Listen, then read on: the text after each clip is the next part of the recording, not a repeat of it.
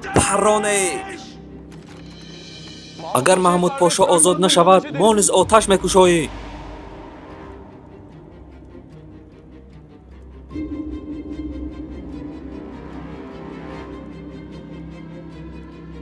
اینها کسانی اند که به خائنی دست زدند و دایم در عملند. اینهایند خائن در بین ما. اگر فرمان قتل دهید افسران میمیرند. فرمان را پس گیرید سلطان.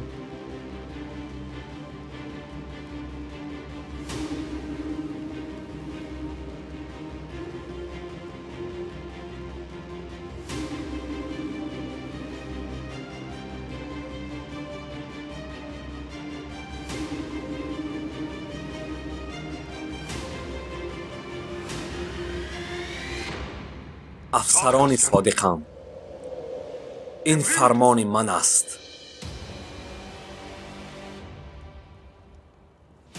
پرانید.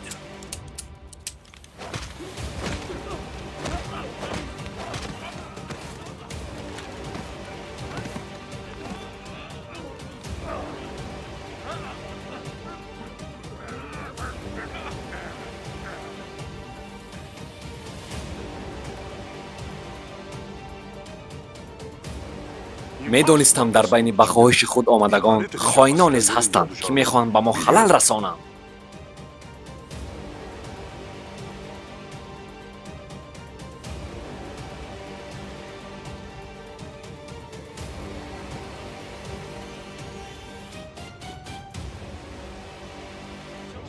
زود زود ما باید سلطان را حمایت نماییم.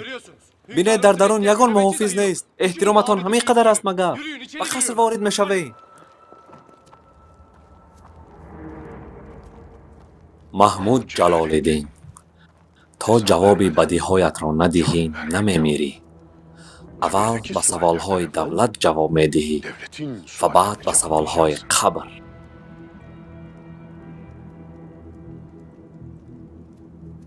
شما گمان داشتید که ما این گونه حکم میبراریم. این نقشه بود که ما خائن را روی آب براریم. به افسران سلاح بی‌تیر دادیم. نقشه به کار رفت. حالا میفهمیم که از بین افسران کی به محمود جلال‌الدین کمک میرساند. فهمو پسرم، میتوانی روی.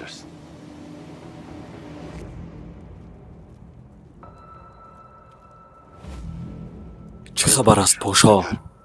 یک گروه افسران قصر را گیر کردند. شما باوری دارید؟ جناب شاید بتالیون ابجی را خبر دهید. از بین افسران شاید 2-3 نفر خائن باشد. فکر نمی کنم زیاد باشند. جناب لیکن به ما خبر دادند. اهمیت نده. می رویم و حقیقت را می بینیم. پسرم،